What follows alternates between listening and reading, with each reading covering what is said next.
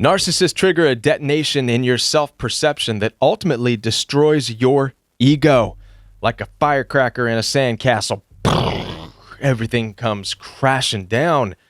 But you can rebuild your sandcastle. Yes, you can rebuild your ego better and healthier than ever before. Let's explore this together. My name is Kevin, and this is The Royal We. Before I continue, I want to let you know that I'm here for your support. Down in the description box, you'll find access for one-on-one appointments. In addition to that, I do have a 5-week coaching program where I walk hand in hand with you every day for 5 weeks. If this sounds good to you, head on down there and check that link out. Now, first of all, what is your ego? What is your self-perception? Well, I compare it to that of a sandcastle. A lot of times when people build a sandcastle, they like to say, look at my sandcastle. I built that. Well, the reality is no, it's not your sandcastle. The sandcastle wouldn't even exist without the surrounding sand that was used to bring together, to draw upon, to build the sandcastle. Unfortunately, the looser the sand, the more flimsy the sandcastle, right? And that little firecracker blows the whole thing to dust.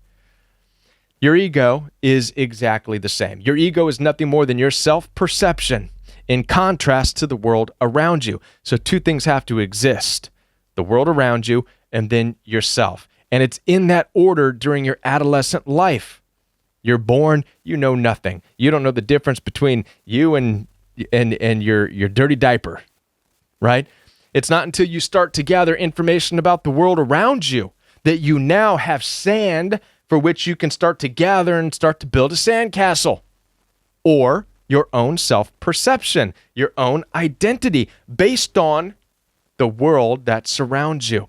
The problem with our ego, the problem with our adolescent self-perception is that we only had loose sand to gather from. Loose sand meaning half-truths, false narratives, and flat-out lies that we've been told by churches, we've been told by our families, we've been told by the educational system, that we've been told by, I can go on and on and on, but I'll let you use your imagination as to all the lies and all the conditioning and all the false narratives that we have been raised with and born with that became the loose sand that we gathered together to build our own identities. I'll just touch on some of them just for fun. How about it? How about the idea of mean and cruel people and the bullies need more compassion? Mean people require the most love. How many of you have heard that? What kind of cockamamie part of the armpit of the universe did the idea that mean people need the most love come from? You might as well say, let's put out trophies for the most hostile and violent. Let's make sure we serve them. Let's enable them. Make sure we're giving them the biggest round of applause, because cruelty, anger, and that type of aggression, man, that's really something. Yet, we've taken these things in, this over-compassionate doctrine. Learn how to be compassionate, right? This trickled in schools, right? Letting bullies get passes, let them do what they need to do, let them fight it out, which oftentimes would have a bullying personality, that darkness, if you will, trying to go up against somebody who typically didn't want to have that type of thing going on. And there was no separating them, if you know what I mean. Church also became a big problem with this. A lot of modern Western Christianity became huge advocates. Many people who were born in Christianity or brought up in Christianity were force-fed a lot of this loose sand, once again, with the doctrine of love. Be overly loving. Never mind, we have no idea what love even really means. We think there was a word called agape, but we don't fully understand it. We're just going to call it love, and we know that it's going to confuse the hell out of most of you, but that's okay. Go out and love mean people. Go out and love darkness. Go out and love evil and cruelty, because that's what's going to save lives. Really, all that's happened is modern Western Christianity created this cycle of sending people out to get their asses kicked, only to come back to the church to get some kind of a passion message or whatever, a cheer, a pick me up. You got this, data boy. Now leave your check, leave your cash in the box in the back, and go back out there and get your ass kicked again in the name of Jesus. And people will go out there and do it. And this is why modern Christianity is filled with the most broken, annihilated, sorry people. Just going out, getting beat up. The divorce rates are off the charts. People mingling in relationships they have no business mingling in, coming back to church all broken and busted up. And when anybody, at least in the past, tried approaching the pastor, I don't know what's going on. These people are mean and cruel. I don't want anything to do with them. No, you love them. Make sure you love them. Look at what Jesus went through. He was beat up, punched, beard pulled, and doggone it, you go do that too, all right? Make us proud. Come back. Leave your money in the back. I'm not trying to be too harsh on modern church. I'm just saying, listen, wake up, church. You're supposed to protect your people and make them stay divided from the dark elements, not send them into the dark elements. And yes, that even means certain individuals that you know are in your church, and you may like them because of their personality. Could you say that again? Sorry, I'm having trouble hearing you. That's because nobody's talking to you, Siri. Somebody doesn't want this message to get out right now. So I'm going to wrap it up by saying this. Look, it's all loose sand.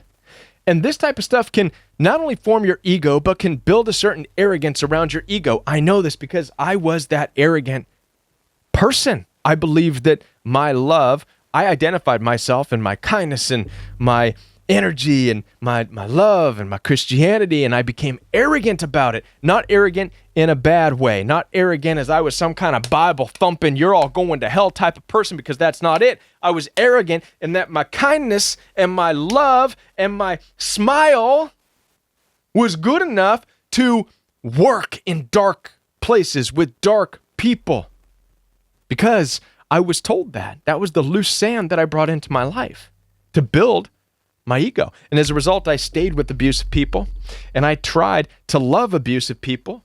I tried to give abusive people, and I just kept getting hurt and hurt and hurt until finally my whole castle came crashing down, a firework in the castle. Now, your situation may not be limited to just the church and what you've learned, but it may have been loose sand that you gathered from your family, loose sand that you gathered from your educational institution, loose sand that it doesn't matter where the sand came from that you built your ego out of. All that matters is that you've got to consider the falsities. You've got to consider the false narratives. You've got to consider how loose that sand is that you were given, the conditioning, the lies. You've got to consider it, that was what built your ego. And it's no wonder it fell, because it was all loose sand to begin with. So when the firecracker went in there and it went off, when the narcissistic abuse triggered that detonation, boom, your sandcastle's demolished. And so there you are, now broken, confused. You don't know who you are anymore. You don't know what the world is anymore. So how do you even start to rebuild your ego? How do you start to rebuild your self-perception? You absolutely can, by the way. But here's the deal. Unlike your adolescence, where you first require the sand to build your sandcastle, you first require the outside world in order to help you know who you are. Now you do it the reverse. Now you look deep inside of yourself. Now that you've experienced the world, this is what maturity is all about. You look now deep inside of yourself and you say, who am I? What do I want my ego to look like? What do I want my castle to look like in this life? And you own yourself. You accept yourself. You not only that, but you love things about yourself. You take an honest inventory of who you are. Do you like fighting? Do you like name calling? Do you like cussing? Do you like this? Do you like that? And you start to love these things about you, and this becomes your core identity. This is the map then of the castle that you wish to build, your ego. Now then you look to the outside world. Instead of just gathering whatever loose sand is available, whatever's thrown your way, now you look for specific things that you need to construct your castle. So you start looking for the bigger stones, the precious stones, sand that has more water and weight to it. I want some of that in my castle. I want some of that. This may come in the form of listening to certain certain ministries, gathering some of that. Listening to even the Royal We, maybe, I'm going to gather some of that. Listening to some other things, and now you're constructing this castle based on who you are and what you want, so that when the devil, when narcissists, when evil in this world wants to come and put a firecracker in your ego to try to shatter the whole thing, all it does is go off, boop, little puff of smoke, and that's it. Your castle still stands, hasn't crashed, because your ego's solid, because it's based on who you are. It's not based on the loose sand given to you by your family, by church, right? It's constructed by who you are. And you now built it in a way that it can't fall down.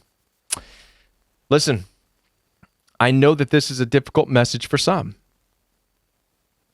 but I also know that this is a message that you need to hear. I am here for your support. Down in the description box, you will find access for one-on-one appointments. In addition to that, I do have a 5-week program where I walk hand in hand with you every day for 5 weeks. If this sounds good to you, check the links down below. Follow me on Instagram at JoinTheRoyalWe and on TikTok at The Royal We Official for itty-bitty 60-second little mini micro versions of these videos.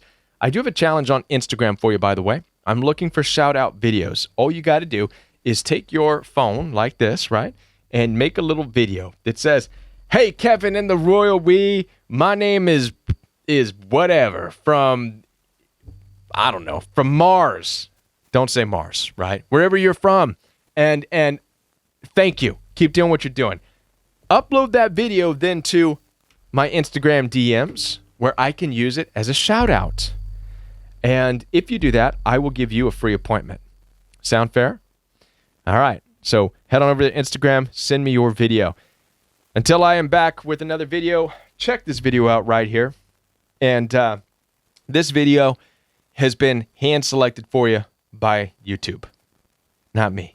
Because YouTube knows what you're watching when you're not watching the Royal We. I don't know what you're watching.